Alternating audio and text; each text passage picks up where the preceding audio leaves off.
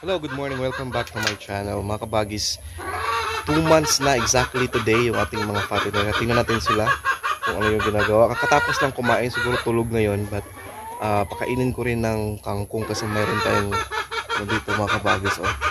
Mayroon tayong nakuhang kangkong, marami-rami din to. Kain natin to lahat. Ayan. Puntahan natin. Ito na sila in 2 months time. Ito na yung ating mga alaga.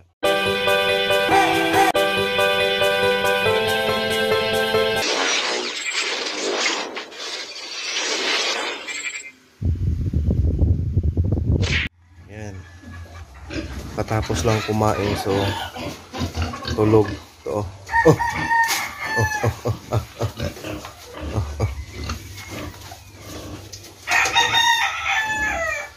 So yung suggestion ko mga kabagis, kapag magpakain kayo ng mga kangkong, talbos ng kamote, or anything na organic, or madre de agua, na dagdag, ano kasi yan dagdag busog yan sa kanila. Ipakain nyo yan after na lang nilang kumain ng feeds.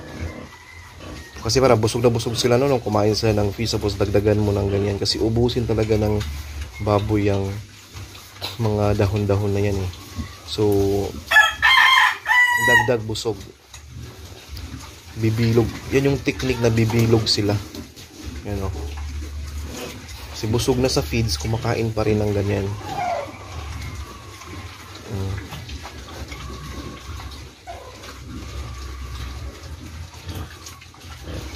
Malaki na sila.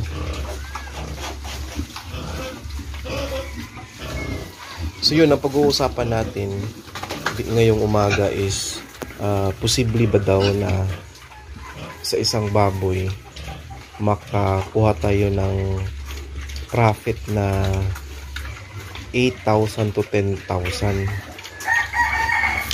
Ang sabi, di nga.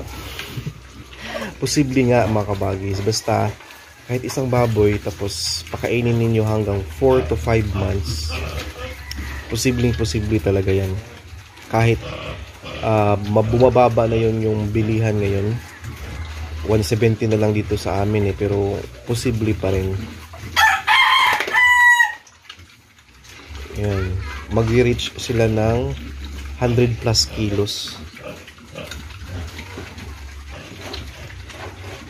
Maraming nagko-comment na hindi daw totoo or imposible daw, pero totoo yun mga kabagis. May iba pa nga dyan, nasa 3 months mahigit lang daw. May nag-comment din na 3 months mahigit lang na-achieve nila yung 108 kilos, 105 kilos. 3 months and 2 weeks lang daw yun. Ang ganda. Ang galing, no? So, depende sa mga strategy, mga pagpapakain. Ganyan, no? Busog na sila, pinapakain nyo ng mga organic. So, strategy din yan na bibilog yung tiyan. Lalaki yung mga baboy ninyo. Yung iba, yung ubod ng saging, inano nila kumbaga, dinidikdik yan nila, nilalagyan nila ng sa Cebuano o sa Cebu, ang tawag sa amin yung tahop. Pero may feeds pa rin daw. After nang kumain ng feeds, busog na sa feeds, yun, yung ubod ng saging na may halong tahop. Iano nila yan, ipapakain nila ng follow-up. Kumbaga parang snacks ng kanilang mga baboy. So yun, ang laki, ang bilog. Bibilog talaga at lalaki. Kapag mayroon tayong mga strategy, technique sa mga ganyan kabagis, walang imposible. Walang imposible na ma-reach natin yung maximum na timbang sa ating mga alaga. Kung may mga ginagawa tayong strategies, no, ito mga ginagawa ko, sinishare ko sa inyo. Napakaganda nito mga kabagis, napakalaking tulong kasi minsan lang tayong makakuha ng mga ganyan na i-share sa vlog. Yung iba ayaw i-share kasi gusto nila sila lang yung mag-benefit. And meron ding gustong mag-share pero may bayad sa access doon. Ayan, may mga pina-follow din akong mga channel. And then for your for you to understand more sa topic nila, may mga separate sila na mga videos na naka-private, then you need to pay for their, anong tawag nun, yung membership nila. You need to join sa membership nila na program, and then the moment na magbayad ka doon monthly, that's the time na may access ka na sa mga specific topic na gusto mong malaman, which is ginagawang business din nila. But in this case, may channel tayo, free naman nating ma-access, free nating mapanood anytime. Then this is really good, mga kabagis. Yeah.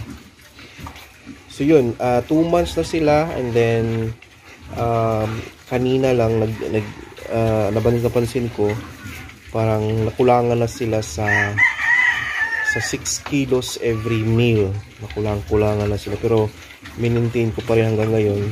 Doon na lang ako nagdagdag konti sa mga pa-snacks nila, kasi minsan din may snacks na 1 kilo lang or 2 kilo yung ilagay ko sa mga snacks nila.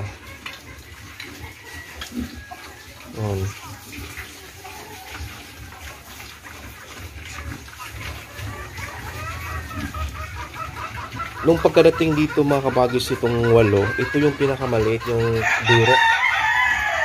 Pero siya humahabol dahil malakas kumain.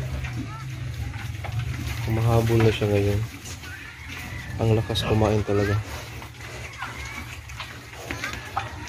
Ayan, siya yung pinakahuling matapos. Ang durok na yan.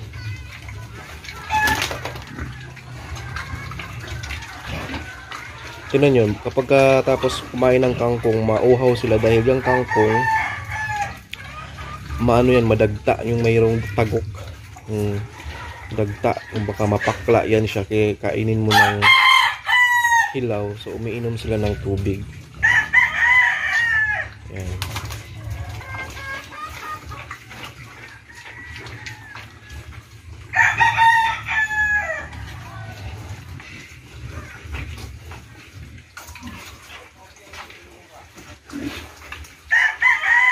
Alright. So, gusto kong pagdiskusan itong isang tanong din na mayroon daw problem sa paa ng baboy nila, na parang hindi daw makatayo dahil mas sakit daw yung paa. Actually, wala pa akong na-experience na ganyan ng mga fatteners ko, kaya wala akong masyadong mabigay na recommendations or suggestions dyan. Pero parang ang pagkakaintindi ko dyan, kung ganyan na fattener pa lang, mayroon ng problema sa paa. Baka mayroon yung natusok sa ilalim sa paa. Kung hindi ganito yung makintab yung flooring, may bato-bato na flooring na set up ninyo sa mga baboy, minsan may mga dyan, matalim na bato tapos natusok, mayroong sugat ba yan. So tingnan niyo, tapos mayroon ding spray daw na dyan, gamot. Hindi ko lang alam yung specific, tanungin nyo lang sa Agribet na spray na gamot sa mga sugat-sugat sa baboy. Meron din yung i-recommend sa inyo. At yung isa din na gusto kong sagutin, yung lumalaki yung, kumbaga, yung lumalaki yung ari ng lalaking baboy natin. Sa halos lahat ng batch na nabili ko, mayroong isa talagang ganyan na lumalaki siya. Pero itong batch na ngayon, wala. Pero noon, yung mga naunang batch, mayroon yung isang out of 10, may isa akong alaga na lumalabas o lumalaki yung kanyang ari. Wala naman akong ginagawang pinapainom na gamot, pinahayaan ko na lang siya. At wala namang problema, hinahayaan na lang. Tapos kapag babili na yung baboy ninyo, pagkakatay niyan, tanggalin lang naman din yan ng katay ng baboy. So wala na akong ginagawang pinapainom o gamot na specific. Pero kung mayroon mang specific na gamot niyan na siya, comment down, mga kabagis, kung alam niyo. At yung specific na name din, yung pang-spray ng sugat o gamot ng paa ng baboy, paki-comment na rin din para sa mga tagapanood natin at mga subscribers natin na gustong malaman. You can comment down kung alam ninyo mga kabagis. Yun, wala akong specific na mga gamot tungkol doon, pero napansin ko okay lang naman. Pag mabenta sila, the same lang din naman yung yung presyuhan, kasi hindi nga ako nagbebenta ng buhay. Hindi ako nagbebenta ng live weight. Siguro kung live weight tapos lumalaki yung ari, mayroon yung ima-minus nila na difference siguro. But kung karkas naman o yung rasyon ba, yung kunin lahat yung laman loob before mo timbang, hindi naman siguro yun problema, kasi tanggalin naman nila yon doon sa pagkatay pa lang. So kaya wala akong na-encounter na problem sa ganyan so far. Yun, ina-address ko lang at sinasagot ko lang mga kabagis. And yun na sila, 2 months na sila. And then sa update sa pagkain, 6 kilos pa rin yung pinapakain ko every meal. At ito na yung kumakatawan nila. Alright. So yun, thank you mga kabagis.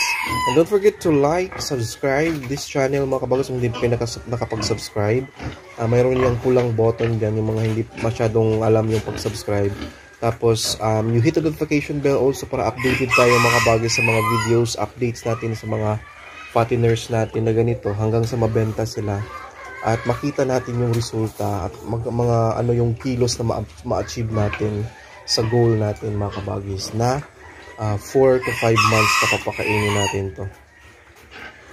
Alright, thank you so much. Bye.